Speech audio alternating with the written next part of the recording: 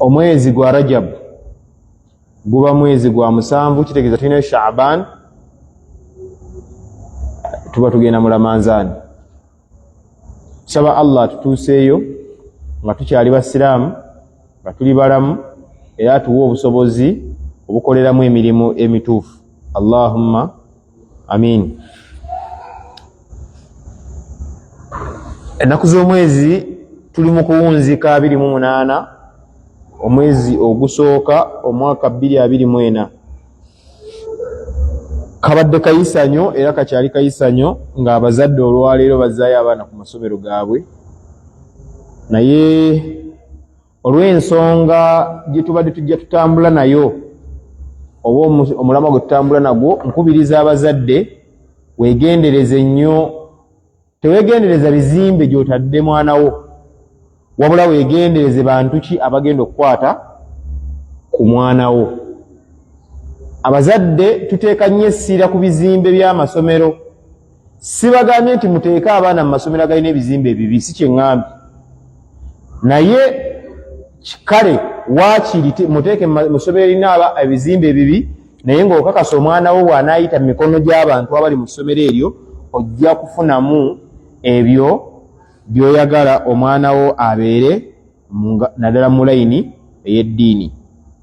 So kitusanze nga mu kaseera akaasembayo twali tuli mu kutunuulira ebitendo, era bino bye bitendo omuzadde yenna byagwana okutunulako ku bakozi b'essomero gy'agenda okuteeka omwana we. Ekitendo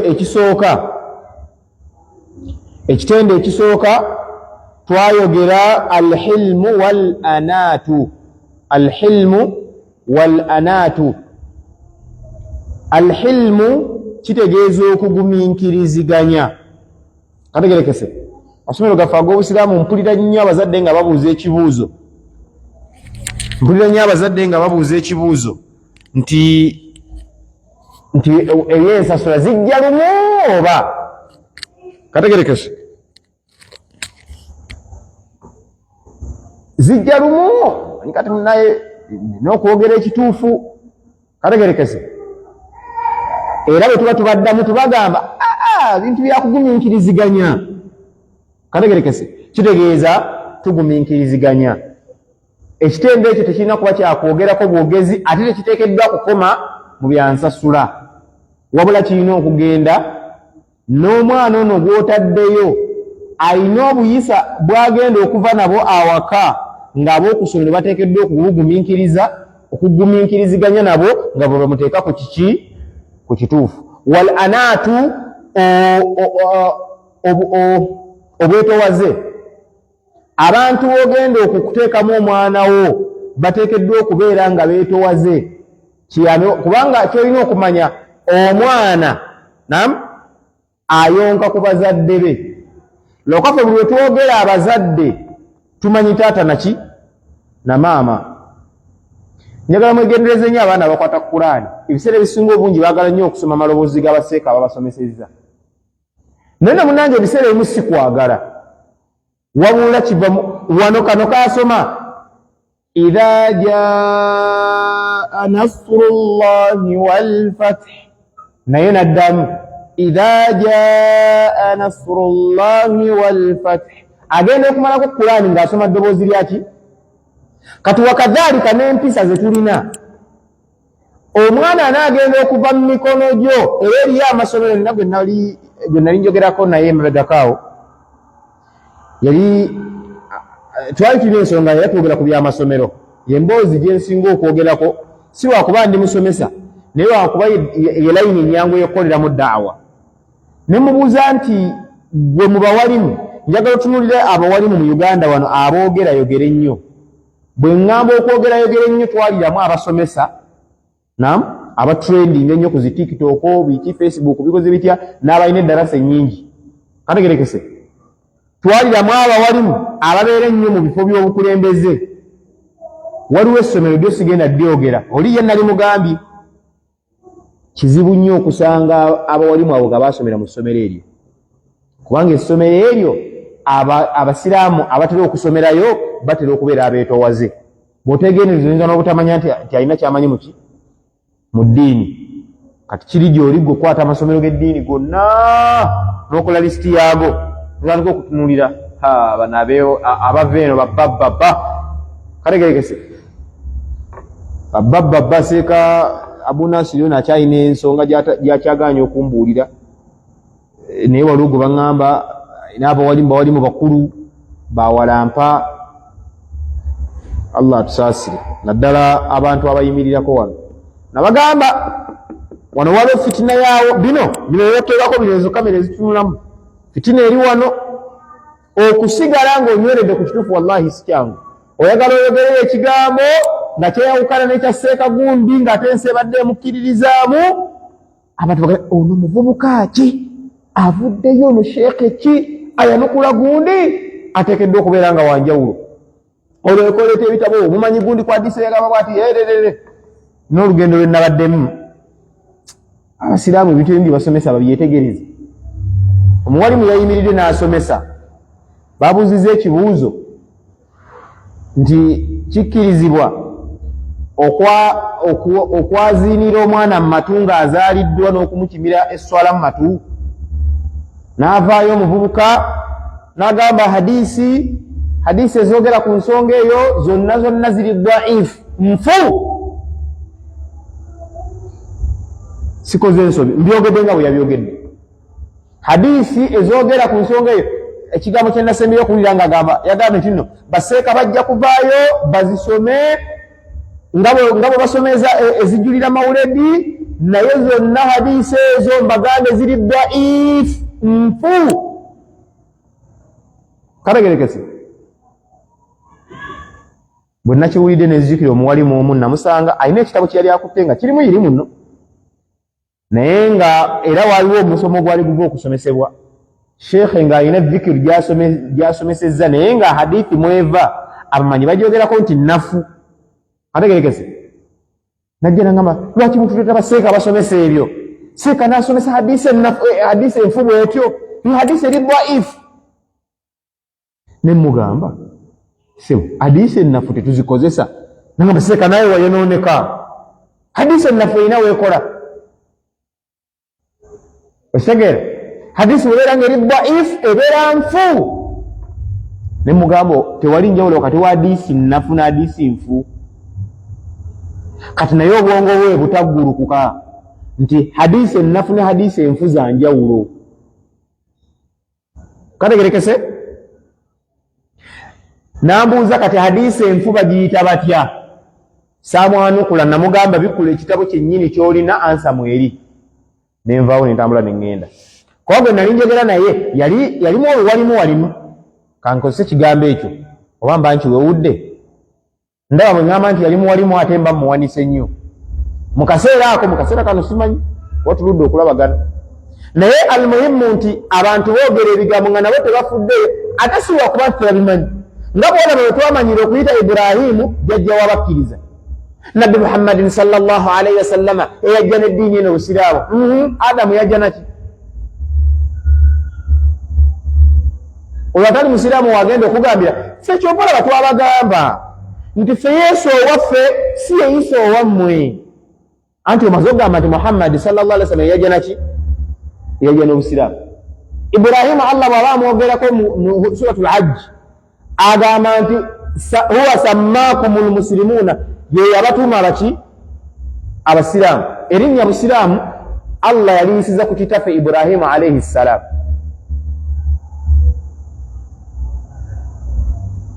Kategerekesa abooluganda.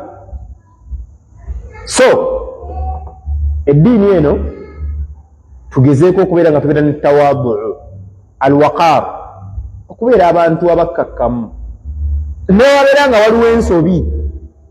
Kabadde kaseera ka bibuuzo kye nakoze bwe baatuse ku kibuuzo ekyo nemmekinga sure nti sikyanukula kuba babadde baŋŋambye dda nti alina kye yakyogeddeko nenkiwaye mpulire kyagamba era nenkiwulira.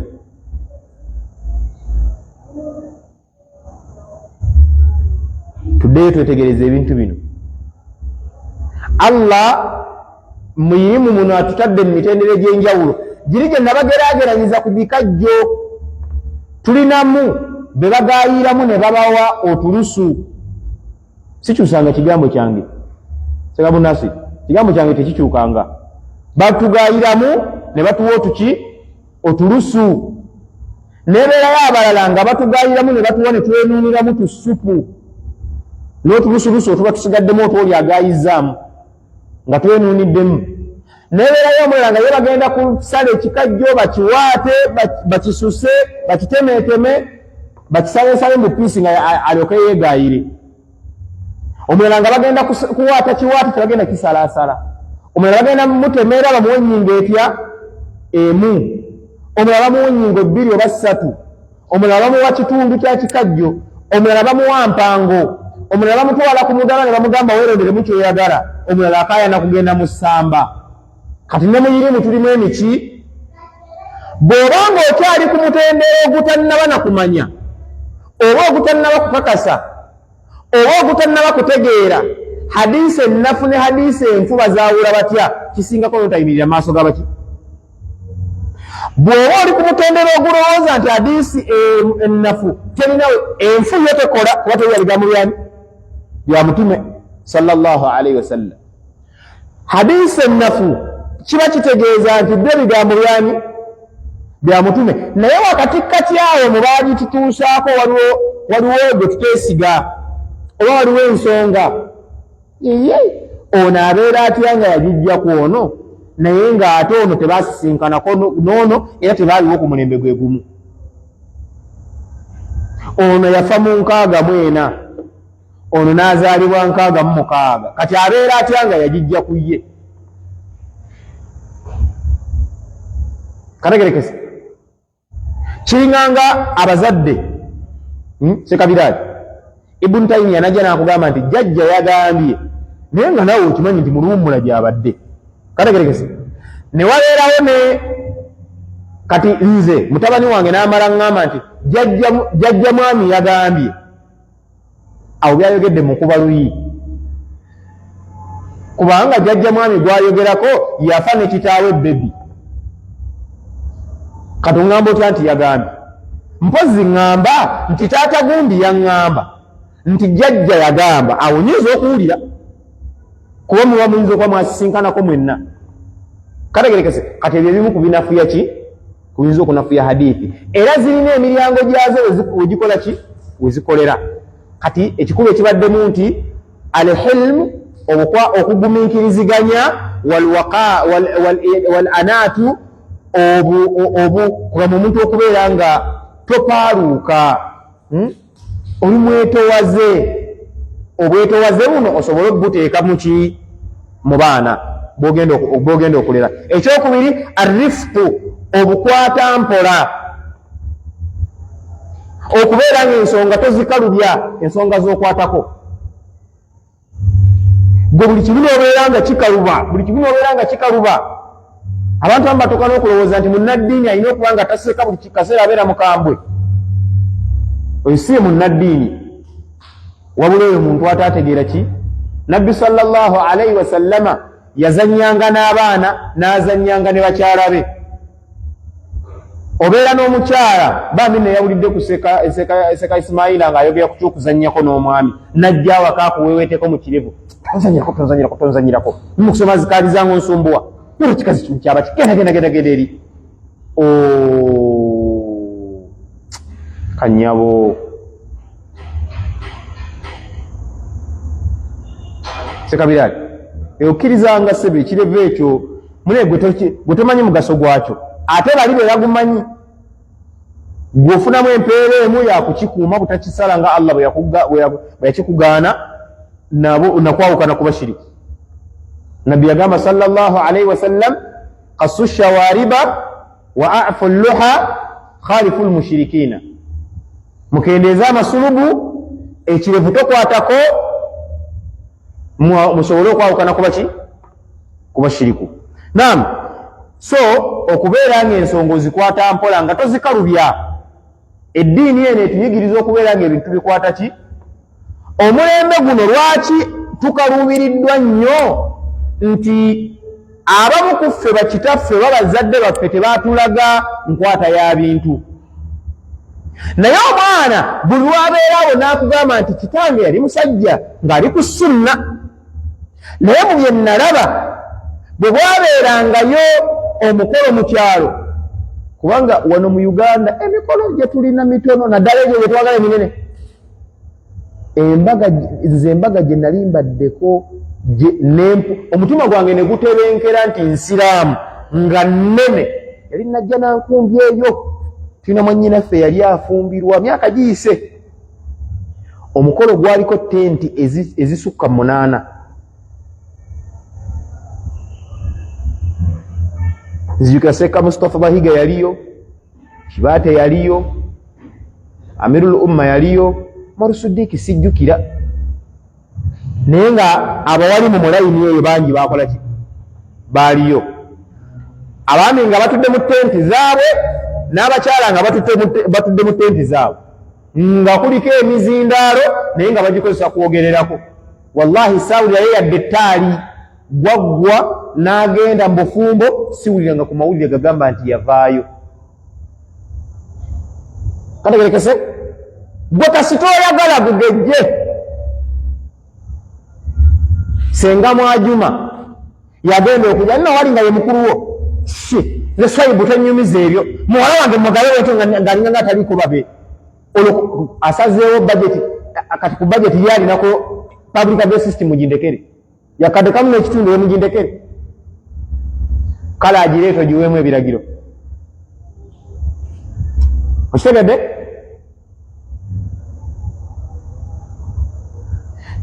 Yaani agenda okubeera omwogezi? Nedda. Era taata gundi yagenda okwogera. Siya ani bwe mutwala wagenda okutuba. Olwo senga omulala naye avuddeyo, ekyomwogezi kyange ate baleete katumwa yalyoka yeetinkulire mu ddiiro, osigale ng'owa ebiragiro. Gwe wamuleese togenda, si gwogenda n'omusasula. Babadde babinyumiza omukolo, taata baamanya nti agenda kuleeta olugezigezi. Kye baakola ku lunaku lw'omukolo ne bamusibira mu nnyumba. Naye nga banyala bamusibira mu nnyumba, abaana be ne bamusibira mu nnyumba.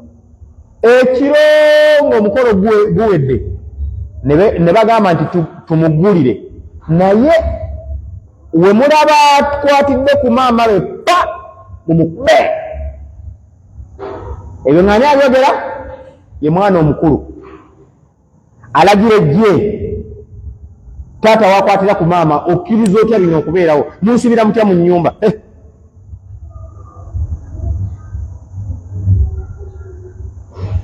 Obwetoowaze bulabikira nnyo mu mbeera nga waliwo by'otakkiriziganya nabyo. Nti ne bw'oba tokkiriziganya na muntu oteekeddwa obutakkiriziganya naye ate era mu bwetoowaze. Mu hadithul Qudus sallallahu alaihi wasallam yagamba nti uhibbu thalatha, njagala abantu meka? Basatu. Wa thalathun uhibbu lahum ashaddu, naye ate bano basatu bo mbaagala n'okusinga abasatu bensoso bagamba. N'agamba nti uhibbu al-ghani, njagala nnyo omugagga. Al-ghaniyu mwagala, Allah yagala nnyo abagagga. N'agamba nti wal-ghaniyu al-mutawadhi'u, naye omugagga eyeetoowaza uhibbu lahu ashaddu, ate mwagala nnyo. Kuba ebiseera ebisinga obungi omuntu bw'agaggawala ekisooka omuvaako bwetoowaze. Anti bagamba omugagga tabaako, omugagga tabaaneko na nnyambala, omugagga tabaako njogera. Okitegedde? Bw'oba tolina kasente bw'ogenda ku mukolo gwa mbaga, lukiiko lwa kyalo, wallahi ne bw'ogenda ng'oyambadde ekkanzu ng'enyirira etya oba lugoye lutya, era bw'oyitawo manyi bagamba banaye abaavu bantabula, gwe mwavu gw'ogula ekkanzu ez'ebbeeyi, awo bakuvunaana n'okuvunaana. Naye omugagga najja mu lukiiko olw'ekitiibwa ne minisita waali n'alyoka ajja nga yambadde ka t-shirt kamukutte bwe kati, nga bw'aba asaala kakunukira ne panti z'omunda n'oziraba, ne bamusembeza wali mu maaso. Gwe bakutuuza eri, gwe bayisaako ensaniya ku mutwe nga zigenda mu bagadda mu maaso. Wal-ghaniyu al-mutawadhi'u uhibbu lahu ashaddu, Allah mwagala nnyo. Ekitende ekyokusatu omuntu anaalera omwana kyateekeddwa okubeera nakyo aga alqalbu rrahimu. Alqalbu arrahimu, omutima nga muyitirivu gwakusaasira. Omutima nga muyitirivu gwaki?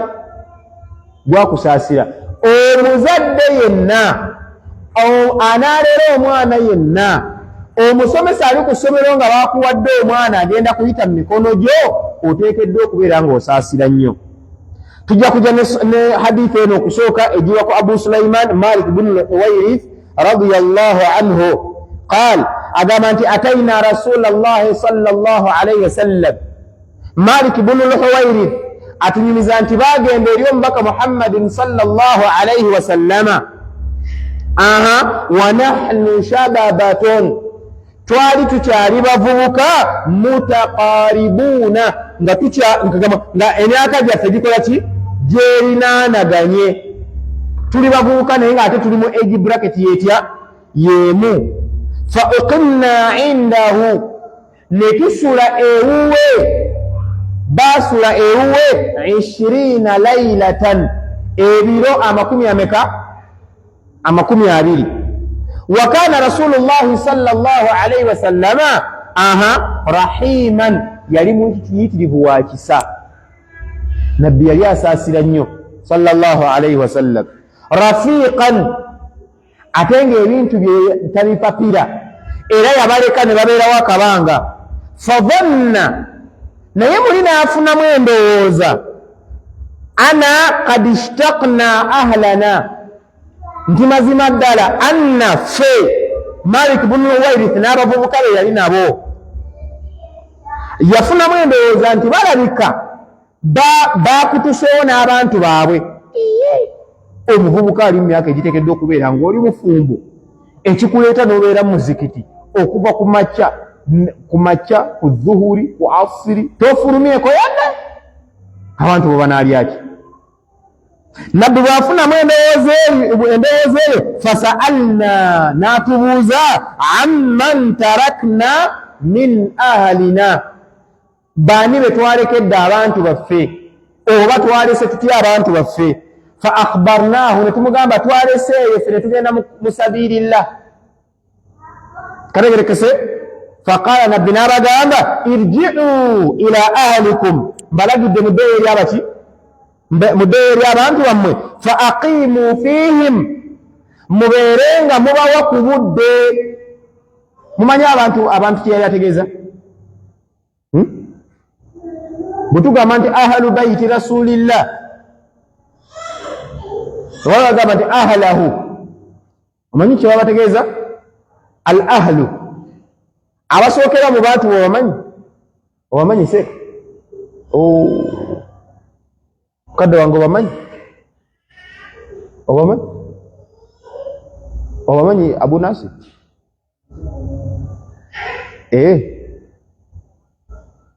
Kogere nnyo bali bawulire. Bwe tugamba nti abantu bo bali batya, baba bategeeza ki?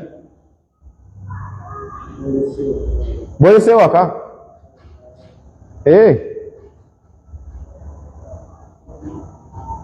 Mama Tola, bwe bagamba oli bwakubuuza abantu bo bali batya, otegeeramu ki?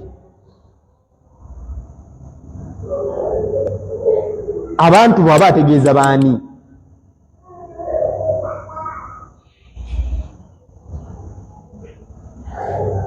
Katujeewo,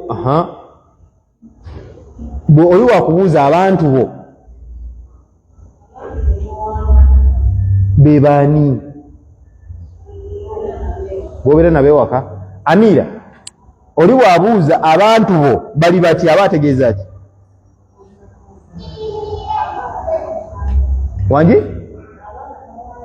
Abaana n'omwami wo. Oyawukanye katiri kwa Abu Nasiri, ye yasoose na mukyala n'alyoka agoberezaako abaana. Ekituufu kiri nti shariya bwe yeeyogera ku bantu bo etegeeza bakyala bo. Era omukazi tebamubuuza abantu be, bamubuuza actually omukazi bamubuuza abantu be bategeeza baana. Bwe baba bamubuuza bbaye bamubuuza omuntu waffe agamba atya, yaba lwe luganda olutuufu. Kababere baganda bo omuntu waffe ali atya namulabye alhamdulillah balika bulungi naye ffe batubuuza bantu baffe baba bakubuuza mukyalawo katagerekese kati sallallahu alaihi wasallam yabagala muddeyo eri bakyala bammwe ge gaali amakulu bano balekawo bakyala baabwe ne bagenda eri nabbi sallallahu alaihi wasallama katagerekese kati nasooka abaleka n'abeetegereza agamba naye bano ababuuka ddala bayinza okubeera nga emyaka gino tegirina bakyala agenda olanga gyabakyala n'ababuuza abayi abantu bamwe mwabalika mutya mwabalekera wani omanyi kati nze owange namuleka wa maama we owange agenda kuzaala owange n'abagamba irji'u ila ahlikum muddeyo kati tukolaganye fa aqimu fihi mubawe ku budde wa allimuhum bye mungizeeko mu biro 20 mugende mubisomesa eki bakyala bammwe wa barruhum mubayise bulungi wasallu kadha fi hina kadha musaale eswala kikagundi kugamba yali agezaako bayigiriza biseera byaki bya swala fa idha hadarat essala eswala bwetuukanga nga muzeeyo eri abantu bammwe falyuadhin ahadukum omu mumwe akole ki ayaziine walyaummukum akbarukum omukulu mumwe yaba abasaaza omukulu mumwe yaba akola ki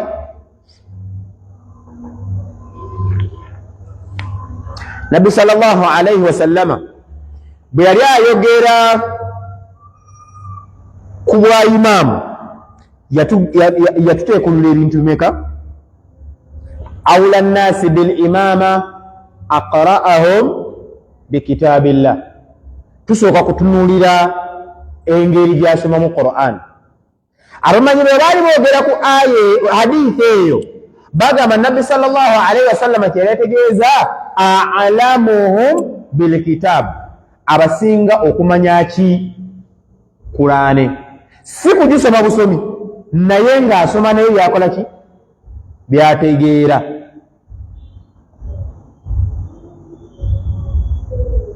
fa intasawiya bwe mubeera nga mwenkanyenkanyenga mu mmanya gye mumanyimu Qur'ani mwenkana fa a'lamuhum bisunna nga tugenda kw'abasinga okumanya sunna si mujarradi kugimanya si kumanya bumanya sunna nti eno hadithi gyeri n'ensonga eri la wabula ateeka mu nkola ki gwe mulabanga mu nsajja wa sunna yateekeddwa okubeera imaamu wammwe yateekeddwa okubeera omukulembeze wammwe mu ddiini bw'ojja mu Uganda bwe baba banaakuba obukulu bw'ettwale bigenze bikyukamu bukyusi kati kati naye luli eri nga bakulaba tojja kubaayo mu mikolo gyabwe obukulu bw'ettwale tebabukuwa hata nakati ate binnakyuka nnyo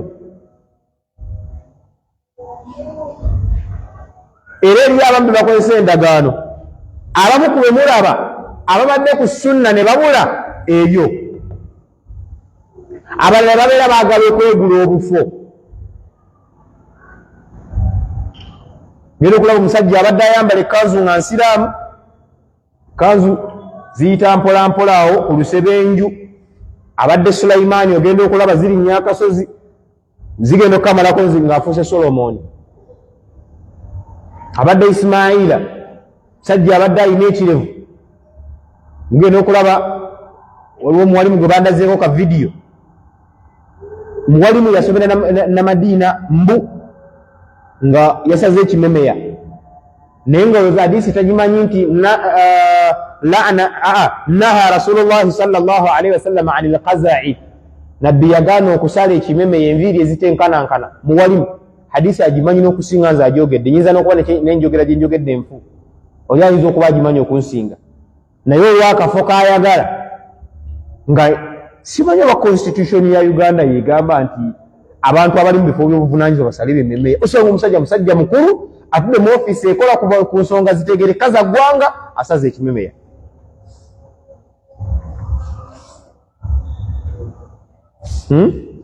gwe mulembe okukola ki be bantu b'omulembe guno shairu omu yagamba nti nuibu zamanina wal aibu fiina tumenya omulembe naye akamogo kali kuffe.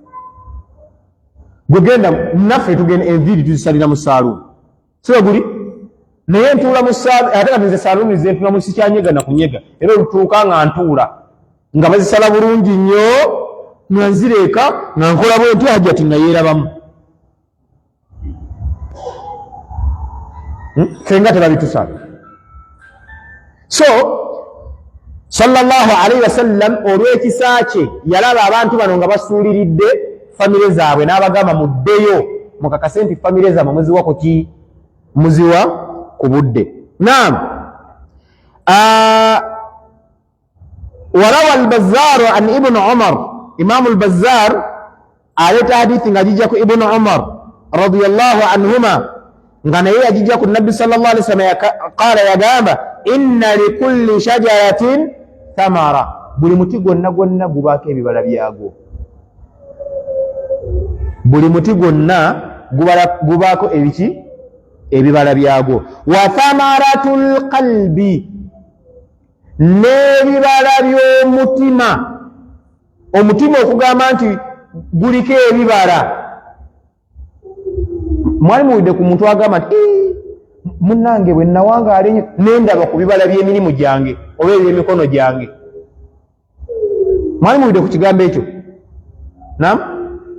Oyo yakiwuliddeko?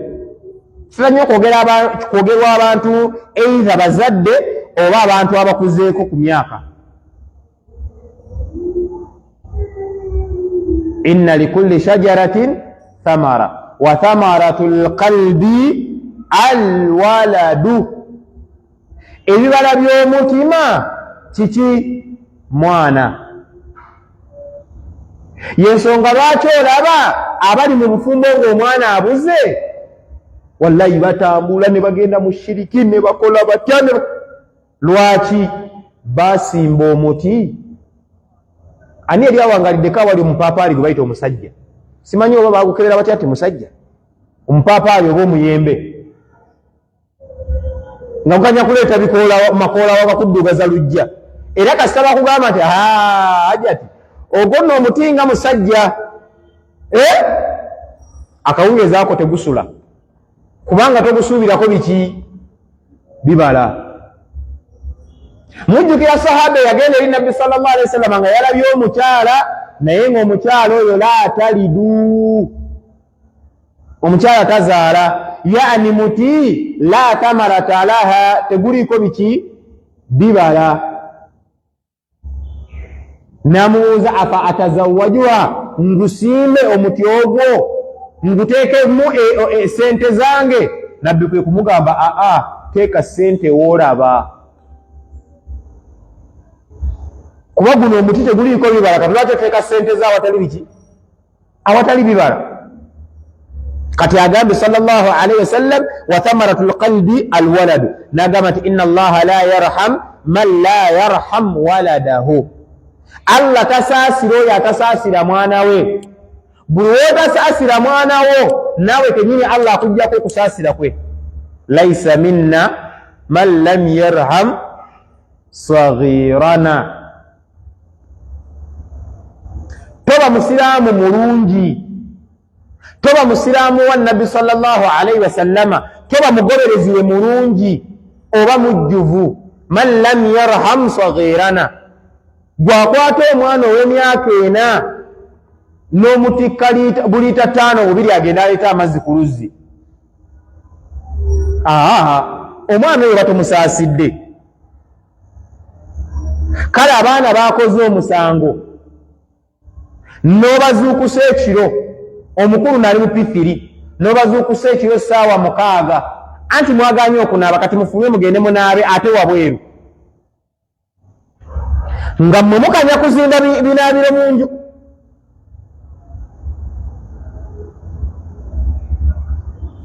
Mmwe mukanya kubizimba mu nju, mwekwasa ibada. Mani kakati manyi nawe seeka tulina okukola ku ibada. Kati bwe kaseera omala okukola ibada bakulabe nga weewuba wabweru mbwogenda kunaaba. Nti ate mu kwagala okugunjula omwana ono teweerabira kumusaasira. Toyinza kukwata mwana wa myaka 5 n'omukuba mbooko 20 nga bw'oteekako n'akagamba eyamunzaalira amunzijeko. Agambe nti inna allaha la yarham man la yarham waladahu. Allah tasaasira oyo atasaasira baki baana be oba mwana we.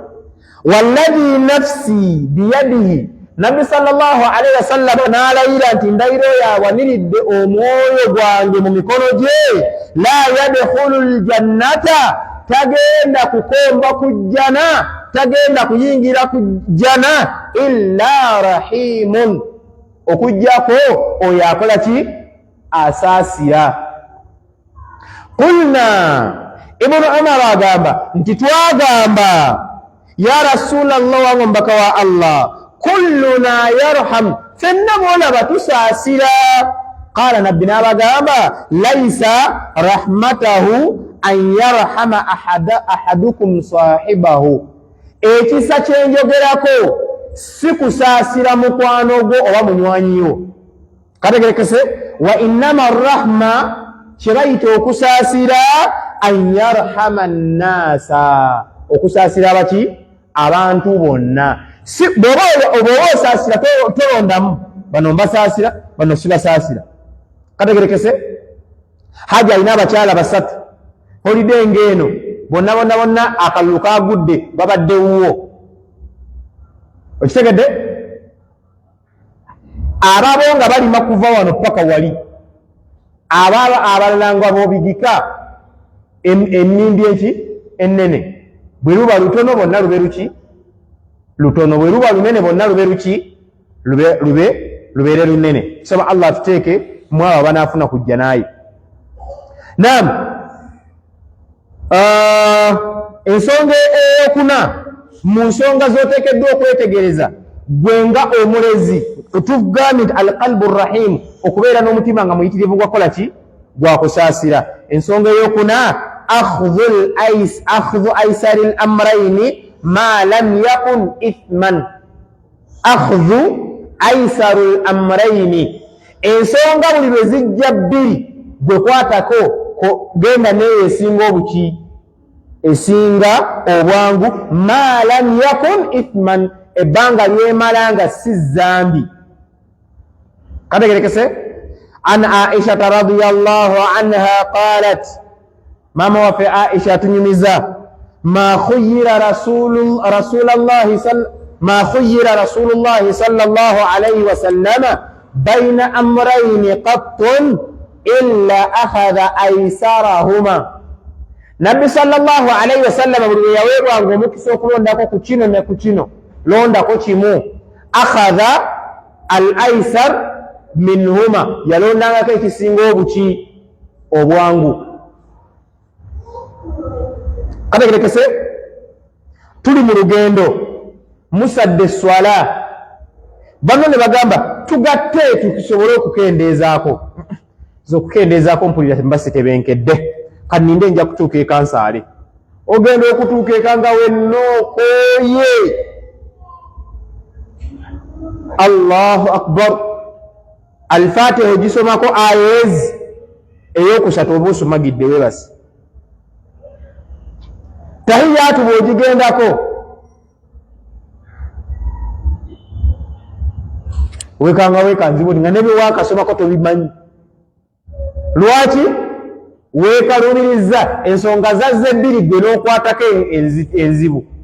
Kakati mu buwangazi bwaffe ffe ng'abazadde oba abasomesa oba abalezi b'abaana, oteekeddwa okubeera ng'ebintu buli we bijja bibiri olondako ekisingako obwangu. Ma lam yakun ithman, ebbanga likimala nga si zambi. Kategerekesa Buluganda agamba fa in kana ithman kana ab'adi nnasi minhu, bwe lyabeeranga zambi nabbi teyeesemberezanga maki?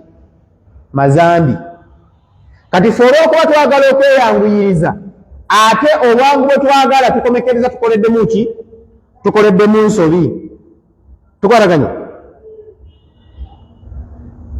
So ekyo nakyo tukitegeere nti nga ggwe omulezi, omwana ono muyigirize ensonga bwe zijja bbiri, londako esinga obuki? Obwangu, naye okakasa nti gy'olonze si zambi kuba bwe linaabeera zambi ewa Allah togenda kunyumya nti anti Allah munnange nalina okukola kino ate kaakati Allah akuwadde olukusa. Yagamba sallallahu alaihi wasallam alaikum bi rukhsati llahi allati rakhasa lakum. Allah bw'abeera ina olukusa lwe yakuwa olukola ekintu lukozese. Olina omukyala awaka olw'embeera gye muwangaaliramu owulira olina obwetaavu bw'omukyala omulala naye ogamba bwe naawasa omukyala ayinza okwetuga kategerekese n'obeera n'omukyala omulala n'ogenda n'omuwasa halalan naye n'omulyazaamaanya olw'okutya katogeze mu zambi ly'obulyazaamaanya olw'okutya ono munnanga ajja kwetta munnanga ajja kunkola kino munnanga ajja kukola bwati ma lam yakun ithman naye agati fa inkaana ithman bwe lyabeeranga zambi kaana abadu nnasi anil ithmi oba minhu oba min al ithmi. Nabbi sallallahu alaihi wasallama yalinga muntu atayagalira ddala kwesembereza mazambi. Lwaki bino bye weerimba mbwanti kakati abantu bano manyi tulina bakolako da'awa kati olina kgenda gye bali nedda. Waliwo akaseera woosobola okubafunira nga tebali mu bifo gye bakolera ki bona agenda kuba malaaya we beetundira ogende mbu obakolereko awo da'awa.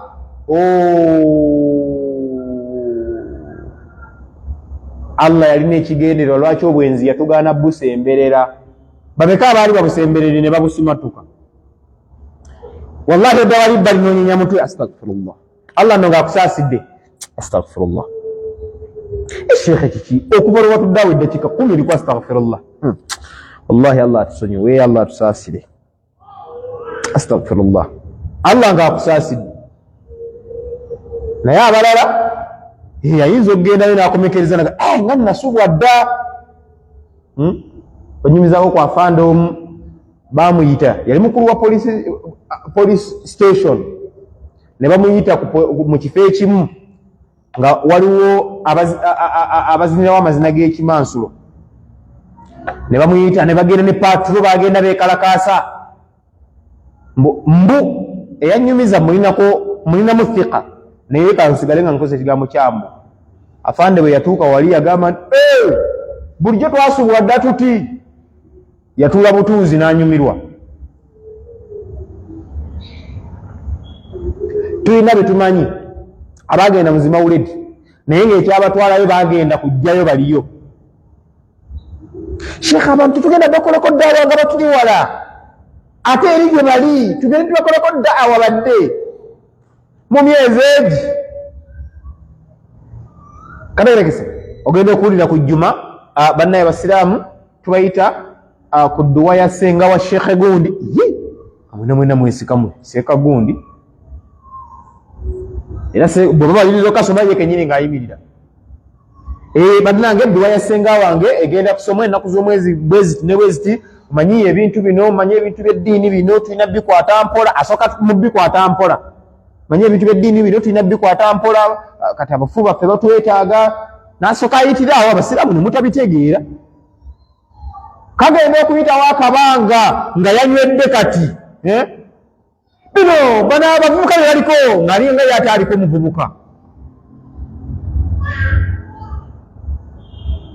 Abooluganda ensonga bbiri we zibeeranga zikujjidde olondangako al aisar esinga obwangu kuki.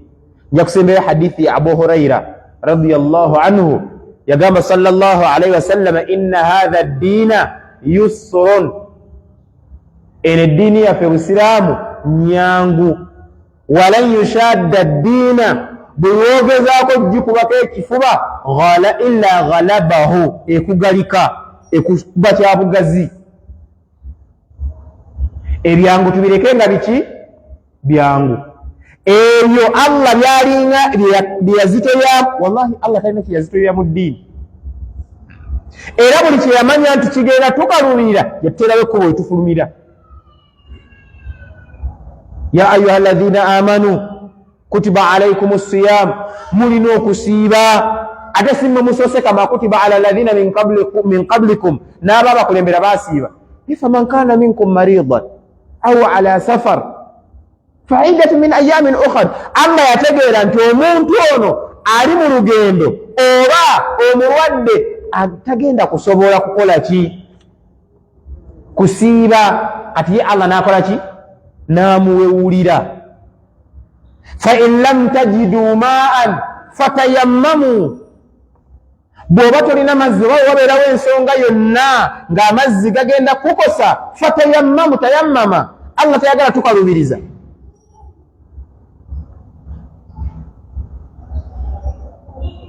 الصلاة القيام في الصلاة okuyimirira mu swala rukunu min arkani swala mpaji mu mpaji z'eswala lakin fa in lam tastati bw'oba tosobodde faqaidan sala ng'otudde hadithi bw'egamba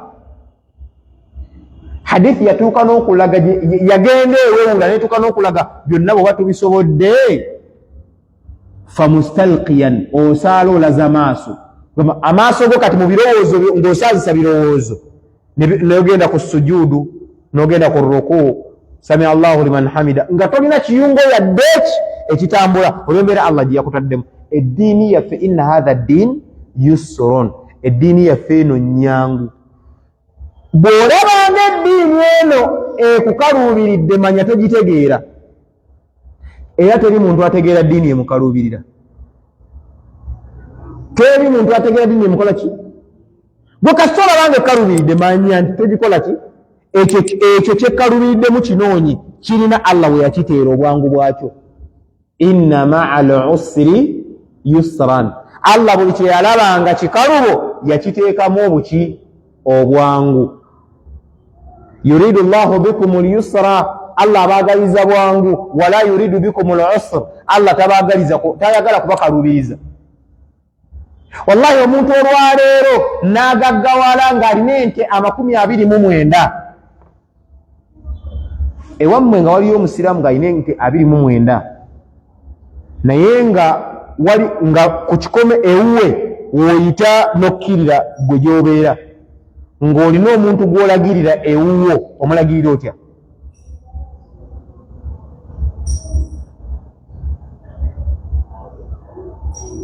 okendeeza ku budde bw'oba olagirira omuntu omanyi obagamba kati wayita ew'omugagga oyo alina ente nnyingi olaba kati waliwo akamwanya akali omumanyi munene mumanyi munene gulaga nti mukulu ente oziranye awo ew'omugagga awo ekiraawo kiri awo era oba oziraba zisukka 20 olagirira mugagga wallahi mugagga mu maaso go ewa Allah mwavu era zakate mukakatako Allah okutandika omubala nti kati atudde kabalaza k'abagagga ng'awezezza ameka 3 ente tugibalira akakadde k'ensimbi mamutuufu tugibalira akakadde tugibalire mmeka abazimanyiiko ente tugibalire sente nga mmeka ente ensaamusaamu saagala twale kaya nate saagala twale enkulu nnyo ente ensaamusaamu yinza kuba musente nga mmeka nam miliyoni kitegeeza nti omuntu okubalibwa nti asembedde mu lubu lw'abagagga miliyoni emugikubisa emirundi yameka ze miliyoni yameka so alina miliyoni 29 mu maaso ga Allah mwavu nga tugenze n'ekibala ekyo era Allah kyamubanja amugabya mukyolina gwe owaayo ekyo yagadde oba owaddeyo 10 oba owaddeyo 5 oba owaddeyo kigwomanyi naye bwe zikoonera 3 be pa Allah akugamba nti awo njagala nte kuba kati oli mugagga okategedde Allah tayagala tukaluubiriza era abasiraamu olwayo batuse ku mutendera ogwekaluubiriza kiri nnyo mu bakyala Allah abawadde ku nsimbi ne baagala okgenda okukola hijja naye ng'obulombolombo bwa hijja tebabutuukiriza akalombolombo kaawana akasinga okufa mu hijja nabbi yagamba sallallahu alaihi wasallam hadithi naye Abu Huraira yagamba nti la tusafiru almar'a omukyala tatambula lugendo masi'ata yawmin wa layla olugendo olwenkanankana lw'osobola okutambula n'osula nayo naye ng'omukyalo oyo tu'minu billahi wal yawmil akhir, akkiriza Allah n'olunaku lw'enkomerero, yani musiraamu, illa wa ma'aha maharami, okujjako ng'ayina maharamu. Maharamu wo asookerwako abeera bbaawo. Lwaki? Kuba bbaawo aba yakuwasa takyaddamu kukuwasa. Maharamu kitegeeza abakuzira okukuwasa. Kati bbaawo aba yamala okukiggala, yakubako dda ekibaati. Kategerekese. Taatawo, mwannyoko, ate mwannyoko si bano. Bano basobola n'okulimba. Nga mutambuddeko wali eri ne tumugulira ka swiiti n'agenda wali ye ne yeenunira twiti. Kati ekigendererwa kya maharamu ateekeddwa okubeera ng'alina kubeera wano ku kido eba poliisi ekutambulira wano. Nga bw'olaba nti bw'otambula n'omwami wo ensi ekuwa ekitiibwa era tekuutaganjula, kati kye bayita maharamu alina kubeera musajja nga bw'otambula naye abantu bakuwa ekitiibwa. Naye nga tojja wano n'ogata bwe natambula ne Seekabira ali ono bajja kumpa ekitiibwa. Nedda please. Era ekiraga nti si kyekiyadde Seekabira ali olaba ng'omukambwe bw'anaaba ayitawo Seeka akowo katuwa Seeka, kuba owa Seekabira ali bamumanyi, kati bamanyi kale atambulako obutambuzi nako abalemesa. Seeka ng'otayitimakinze Seeka lwaki ozannya kifiiriza? Ebigambo byonna byonna bijja kukola ki? Bijja kuvaayo. Kati yagamba sallallahu alaihi wasallam, bannanga omukyala yenna ng'omwami we tannafuna busobozi kugenda naawe mu hijja, bw'aba alina obusobozi bwa muntu omuhijja ekakata ku ye, gwe tekakatako. Bw'amala okukola eyiye n'afuna obusobozi obulala ng'era bwa muntu omu yandiyadde ggwe, era tekakatako. Lwaki? Kuba maharamu talina busobozi bukola ki? Bugenderako. Okujjako ng'ofunye omukisa nga mubagenda mahijja mwaka ogwo, taatawo mwali, jjajjawo mwali, taatawo omuto mwali, mwannyoko omukulu mwali, naye ab'e Uganda bwe njogera akagambo ebiseera ebimu tekuba kubuusabuusa nnyo, wabula ebiseera ebimu kuba nti baŋŋamba bigambe sibirabangako, naye nga babiŋŋamba bamu babibeeramu. Bagenda mu hijja, batuuka ku kisaawe Entebbe nga Amiira agenda mu hijja nga bagaba Seekatamale, kati gwe bba wa Amiira, era nga babawoowa. Anti mu hijja terinnika, terina kwegatta, tukwataganya nga musitula nga mugenda ne mukyalawo mu hijja. Bwe mudde bwe mumaliriza emikolo gya hijja beppa, obufumbo buwedde nga omukazi akomawo wano, era nga tumukima ng'ayita ne mu mmotoka waggulu nga gyawubira ku bantu kuba yakoze eki? Yakoze hijja. Kategedde? Abakyala, Allah bw'aba akuwadde obusobozi nga bwa muntu omu, oba buwadde ggwe oba buwadde mwami wo oba buwadde ani, akuwa hijja yenna mugambe tuli abo, tuli tayimuzi tu, n'omwami agendereko oba ne taatawo. Hijja y'omukyala kakwakuliza okubeera ng'agenda ne maharamu. Kituufu eri abawalimu abaataataamukko, n'abawalimu abaataataamukko bagamba mu delegation abakkiriza omukyala okubeera ng'asobola okutambula n'agenda mu hijja oba olugendo lwonna nga talina maharamu, ateekeddwa okubeera nga mu delegation balimu bakyala bokka. Oba ntegerekese nga mu hijja we mwagenze okuva e Uganda, mwagenze muli bakyala mwekka, ne mutuuka eri ne mukola emikolo gya hijja kuba gyo girimu ikhtilaaf, beetabika tewali buzibu olw'ekika kya hijja, ibaada nzito. Bwe mumaliriza era ne mudda mwekka, abamanyi abataataamu awo we baasibira, naye abalala ne bagamba no, omukyala talina hijja nga tagenze na maharamu, nga bazimbiddeko hadithi eyo, ate nga hadithi ntuufu nnyo. So abakyala bw'obanga osaba Allah akuwe hijja, tulekerawo okusaba Allah, ya Allah nsaba ompe hijja ngende e Makka ne Madiina. ya Allah nsaba webba wange obusobozi tugende Makka fembi oba yagikola oba tagikola nga gwe saba mugende mwembi kubanga ye yayitako kutuukirwa kwaki kwa hijjayo ya kalwaki omwami wange afuna hijja nga tata wange tannaba gikola ai Allah nsaba ompe tugende Makka ne taata sebo nno taata wo naye bw'aba agenda naawe e Makka alina kusaba mwami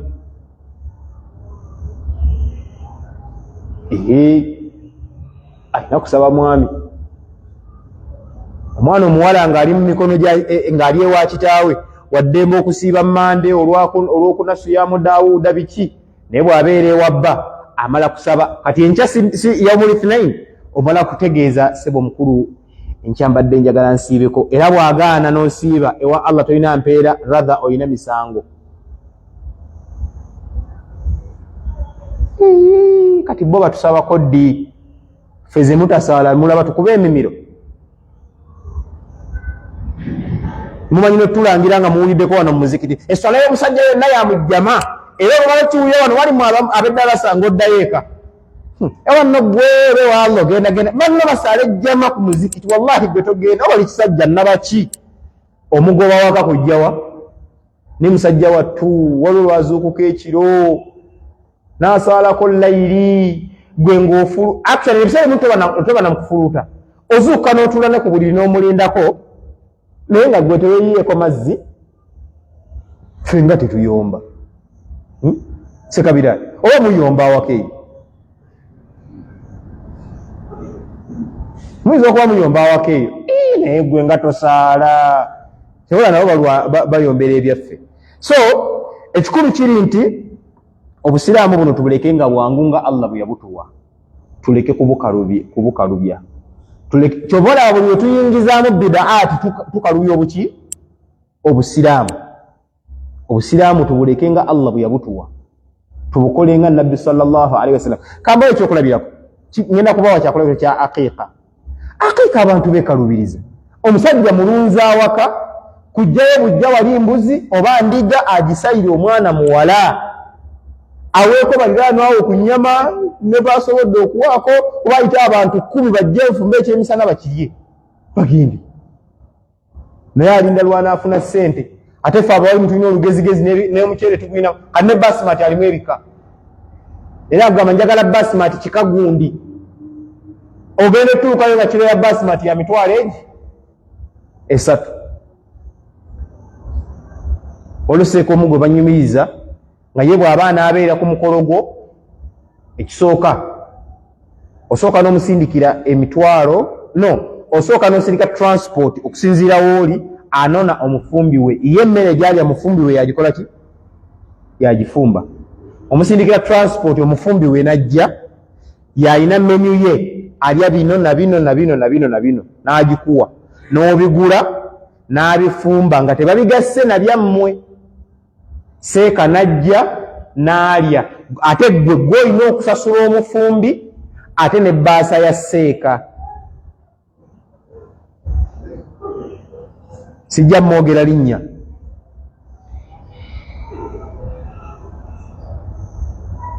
kategerekesa byenjogerako biri Uganda si byafaayo by'abaswahaba tukolaganye si bya tikitooko nze ebyokubitegeera waliwo wetwali nga gwe baagala okuyita ng'omugenyi omukulu n'abateerawo obukwakkulizo obwo nenfuna we neesigama ne ŋŋamba nti ffe tukola ensobi anti ffe gye tunaagenda omanye n'okubagamba kyonna ekiriwo tujja kulya